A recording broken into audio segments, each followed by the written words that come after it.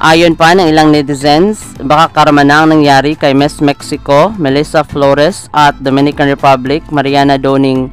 Matatandaan na nagpahayag ng kanyang opinyon ang dating Miss Universe 2010 ng kanyang final top 20 hot picks at ligwak ang bansang Pilipinas.